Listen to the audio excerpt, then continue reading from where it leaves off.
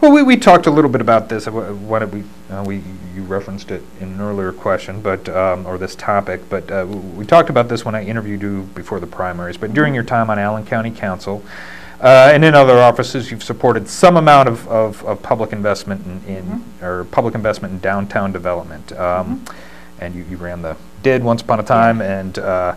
Well, that makes me sound so old. Well, it wasn't. The land far, far away. But I asked you before several months ago how you reconciled that. I mean, a lot of Republicans, a lot of conservatives don't support any of that. Don't support any of that whatsoever. And so I wanted you to talk a little bit more about how you reconcile that. Sure. Well, it goes back to the role of the public sector is to facilitate opportunity for the private sector, not to dictate opportunity. So when I look, I supported Harrison Square originally because it was supposed to be a 50-50 partnership between the public and private partner. I mean, we were supposed to have 50% of the investment from the public sector and 50% from the private sector. But what has happened is we got so married to the idea of the project happening that the government and the public sector has just kept throwing more and more money at it to try and make the projects happen. That's what we saw happen with the hotel. I mean, the city built Parkview Field, $35 million. We've built the parking garage. The courtyard, the hotel, was supposed to be a private sector development. Right. Now, what we have in place is the government, the city of Fort Wayne, is guaranteeing revenues of 16%. To that hotel. So if they don't make as much money, if those investors don't make as much profit as they thought they would, then the city's giving them money. So we're guaranteeing their rate of profit.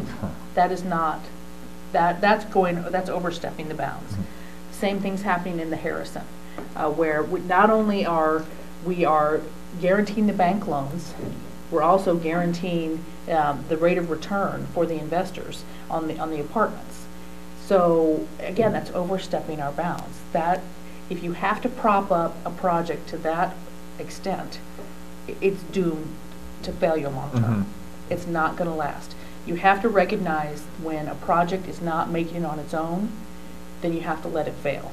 That's a hard lesson for government to know, because we were married to this idea, this romantic ideal of Harrison Square as in its entirety, but. I think that if we had gone into this saying, okay, we're just doing the ballpark, and these, private sector, if there's business opportunity, the private sector, somebody in business will step up and recognize that opportunity to make a profit. That's how it works. Right. And let it go. That's the appropriate level. Okay. That's when you have major projects like Parkview Field, there's a role for the public sector to play in getting them started, but not going the whole way. Okay. So if a sort of big opportunity for a big project came your way, if you were mayor, would you look at? Would you? Is now the time to hunker down? It depends on when. Now is the time. We unfortunately, and this is where this conversation about the city's debt load comes into play. In 2010, the city had $13 million in seeded revenues come in. And that's the county economic development income tax. Right. 12 of the 13 million went to debt service. Okay. We can't afford to get involved in another project.